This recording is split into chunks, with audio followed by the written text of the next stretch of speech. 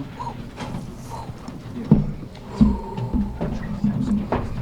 right, if everybody's ready, we'll go ahead and get started. We do have a microphone for questions.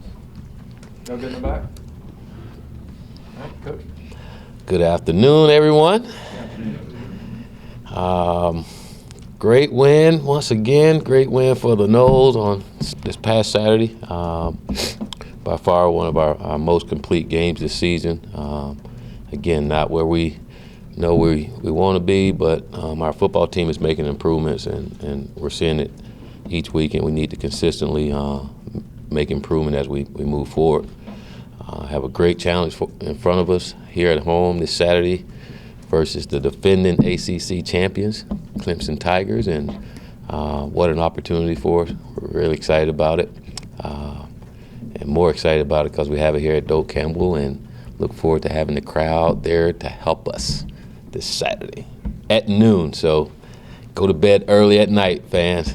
Make sure you're there nice and early. All right, questions? Start with Ira.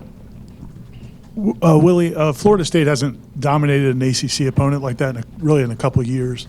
What do you think, and particularly in the second and third quarters, you guys, it was complete domination. What can that do for the players, just having that experience? Well, I think if our players just look at the overall improvement that we're doing each and every week, they're seeing we're getting closer and closer every week to being what we felt we can be at the beginning of the year. And if we continue to make those improvements each day and each week, we'll ultimately see and what we can be on a consistent basis. And that's the challenge for our team now, is to be able to do that consistently, but we got to continue to improve, continue to do the things we did to prepare for that game like that, and continue to make the adjustments that we have to when we're playing an opponent at the halftime. But I thought for the most part throughout the season, defensively, our guys have really played well in the second half, and it was good to see our offense come out of the halftime and score some points in the third quarter, something we hadn't done. So just consistent improvement, and I think as we consistently improve, our guys consistently gain confidence in themselves and what they're capable of doing. Go to Tashawn on the right. Coach, I have a two-part question. After Saturday, Brian Burns, now he's the second in the country in sacks. What's it like having somebody that productive on the line? And then secondly, last week he said something that he wants to improve on is he wants to become more vocal as a leader. How would you describe his leadership for the team? It was great to have one of those guys on your team as a pass rusher and not going against you first and foremost.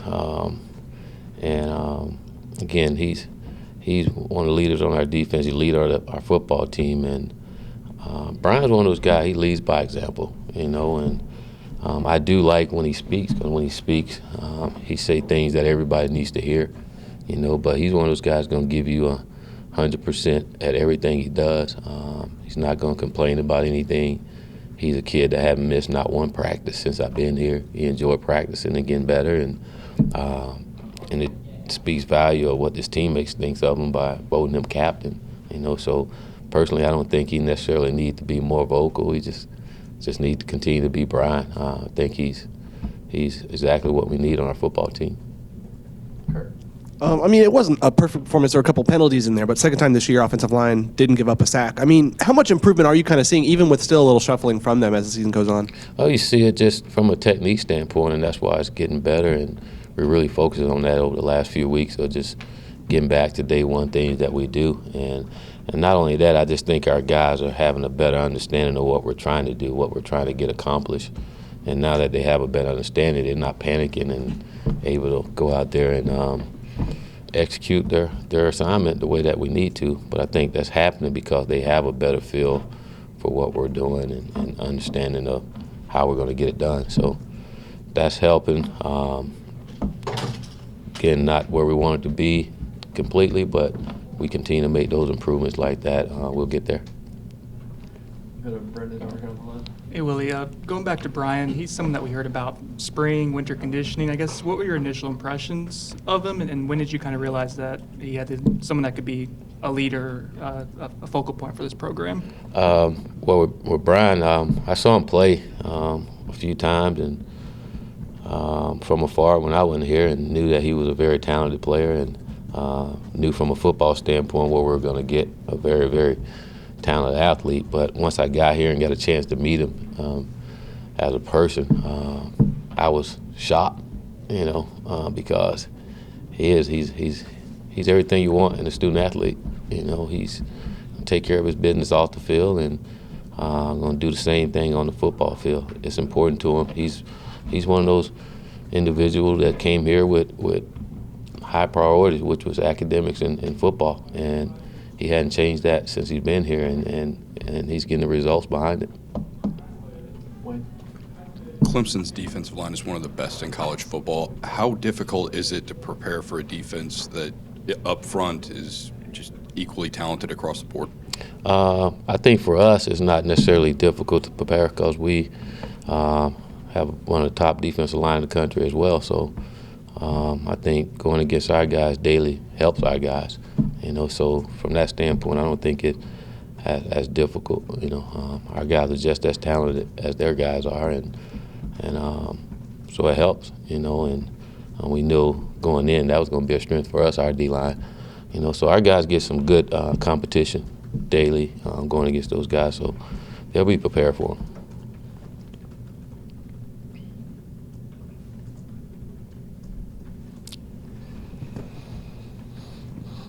Coach DeAndre looked pretty sharp overall on Saturday, but there was like two plays like in the screen game. I think one where he threw to Trayshawn, and Trayshawn was engaging in a block, and there was nobody there. And then there was one where it looked like Cam almost intercepted it away from, the opposition there itself. Are the play calls too similar between their responsibilities, having to run routes and block, or is that just miscommunication? Or do they just need to rep that stuff more to get better? It's just lack of focus by receivers. Lack of focus on those two plays. On the play to Trayshawn, he was going to get the ball. It's just one of the young guys make a mistake, and he's going to learn as he get older. When I got a chance to catch the ball, I'm going to make sure I'm aware and be there. So that was on that play, and then on the play where he threw it to Cam, I think it's Tamarion Terry should have blocked the linebacker. He didn't block. He blocked the corner instead. So just missed assignment by some young receivers that made up for it later on. Go to Gene. Coach, it looked like a little bit more of the old Cam on Saturday, the ones we're used to seeing. What is he doing the last week or two that maybe he wasn't doing those first couple weeks? Well, I think just from playing-wise, I think him being more patient in the run game. When I say patient, just allowing blocks to develop for himself, or more importantly, him helping set up the blocks. I thought early in the year he was pressing and trying to get the home run every time he touched the ball, and we wasn't really letting blocks develop, and it started last week in practice. He started then. I was eavesdropping, listening to him and DeAndre talk one day in practice, and DeAndre was talking to him about some of those things, which I thought was pretty cool, just to hear those guys talking football and how he can be a little more patient, and then he worked on it all week. And I think him coming up and watching more film, having a better understanding of what we're doing helped him and had him become more comfortable with being patient again. And then just his mentality when he came out to practice, he was practicing like he was playing the game, and it showed, and it paid off for him. And Coach, my weekly question about Landon Dickerson, any chance he's going to play this week? And if not, could he be back this season? No necessarily timetable to get him back, but Landon won't play this week.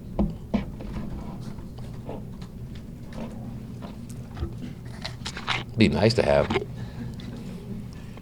Willie, a couple, I guess we know what DeMarcus Christmas and Marvin Wilson do, but we've seen Big Robert Cooper and Corey Durden kind of continue to play more and more. What do those two guys bring to the defensive line rotation? Well, they're very talented. They're I call them big athletes. They're some big guys that can run. I mean, you watch Big Marvin run. I mean, he's light on his toes, but they're very talented, very explosive. You get some pushback, and again, we feel like pretty two of the top defensive tackles in the country. If you ask us, those guys are really, really good, and those guys are really setting the standard of what they want that defensive tackle room to be like. And when you see guys like Corey and Fred and all those other guys come, it's a standard of the way they want to play, no matter who's in there. And And it's good to see, and it's also good to see that our defensive ends playing the way that they play. You know, all those guys made plays for us on Saturday. You know, Brian Burns, seeing Kano starting to get into his groove. I think because he's playing more football, getting more in football shape now, it's really helping him. You know, and then just how inspiring J-Rob played on Saturday, and again with that young man, we saw that in practice when he came back on that Tuesday. I mean, he was flying around. He was making plays. Started with the drill you guys are out there with, the nose drill. He was all over the place, and I think that really inspired his teammates too to see how he came ready to practice and perform, going through the things he was going through. I think nobody made any excuses and said, "Hey, let's get out here and just go do what we're supposed to." What are your impressions of Trevor Lawrence, and I guess what, if anything, can you do to maybe test or make a true freshman quarterback uncomfortable? Well, he's the real deal. I mean, the kid can make all the throws. You can see what everyone was talking about when they talk about Trevor. He's a heck of a talent. I mean, he's one really good football player. You got to get to him. I mean, that's the thing. You can get to him. I think that's the only way you beat guys like that. You got to get to him, and so he can't make all the throws that he's capable of making because he has some talented receivers out there. And again, you see when he's in there, their offense has become a lot more explosive now. So big challenge for our defense. You know, best quarterback they faced this season, and I know they'll be up for it. At linebacker, two guys, Emmett Rice had the sack Saturday, and Zaquandre, I know, got out there and made a number of plays. I mean, just those aren't guys who kind of at the beginning of the year might have, you thought, be in this position. What's it mean to see them kind of breaking into that now? It's great to see those guys getting better too and improving just like our team. And it's funny you bring their name up, but to see those guys go and make the plays they're capable of making was big time. Emmett had been battling a knee injury and hadn't been 100%. And he's been limping around and all, but he got in that game that day. I didn't see not one limp on that sack. You know, it was pretty smooth going in there, attacking. It was good for him to have some success. And for Z, for a kid that played running back, and for us to move him over there at linebacker in training camp, we knew he wasn't going to necessarily get there at the beginning of the year, but we felt from a talent standpoint, athletically, he's got a chance to be really, really good at the linebacker position once he learned the position inside out, and each week he's getting better at it, and where our coaches are more comfortable putting him in there, and he showed us on Saturday what he can do out there when he's out there. Very, very athletic. Clemson's set the standard in the ACC over the past few years. As you're trying to rebuild this program, is there stuff you can take away from what they've been doing to try and help you guys out? Yeah, win. You know, they've been winning, and we got to win. The bottom line, you got to recruit, and you got to win. They've done a great job of recruiting and building the culture. Dabo's done a great job of building the culture how he wanted, and you can see it. You go visit the program, you see it by everybody in there, everybody involved in it. Everything they do is towards winning, you know, and helping the student athlete, and it's paying off for them. You know, so what can we do? We got to recruit. We got to win. If you want to beat a man, you got to beat the man. So great opportunity for the Noles. Looking forward to it. Against a really, really good football team. One of the best college football teams out there. You look at their defense, 9 returning starters. Very challenging. You hear everyone talk about Alabama. Clemson is right up there with them, and they've been in the playoff the last 3 years. So, great football team. Coming to Doak Campbell, and we're looking forward to it. Noon, fans, noon. Go to bed early Friday. And everybody there. I don't want to hear we don't do well at noon games. Those times are over and different. We do very well. So, look forward to seeing everyone there on Saturday. Great opportunity for the Nose. Lane in the back.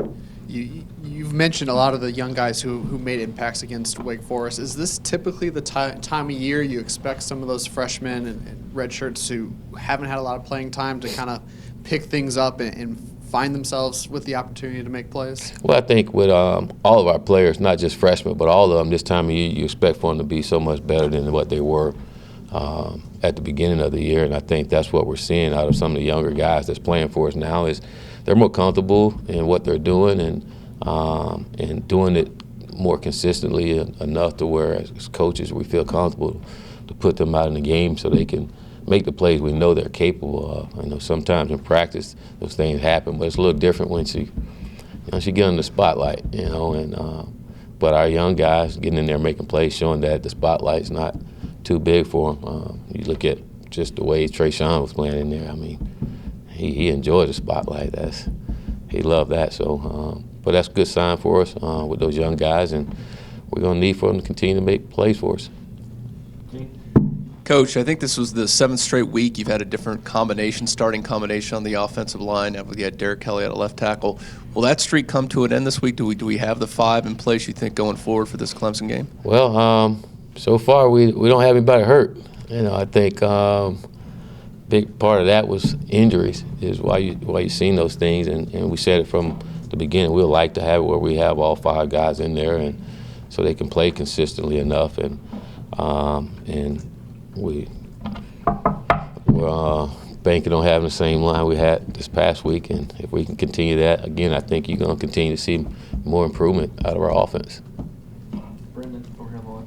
Well, you visited Clemson, I think was it back in 2017, a year or so ago, and you could have visited a bunch of different programs. I guess what about Clemson, other than them winning, do you like and respect to the point where you want to go there to see how they do things? Well, while at South Florida, we developed a good relationship with Tony Elliott, and he came down and spoke with our guys, our team at one of our coaches clinic that we had. He came down and spoke and got a chance to talk to him and just some of the things they were doing, and a lot of things they were doing, we were doing the same thing at South Florida. And when I went out to Oregon, had a chance to go out and spend some time with them and see it firsthand, and was really impressed with just how they do the entire organization. And I think Coach Sweeney's he's in it for the right reason, which is the student athletes and making sure that they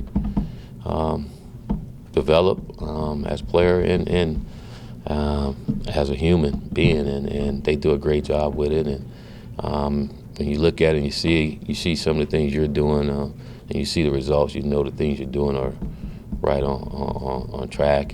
But you also know that they didn't get there in day one. It took them some time to get there, but they stayed the course, and he got it the way he wanted, and now it's a well-oiled machine for him.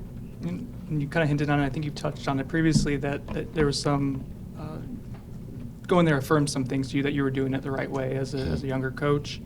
I guess what were some of those things that did stand out to you that you took away from the time there? Well, I think it's more culturally than anything, just how they go about doing things with their student athletes.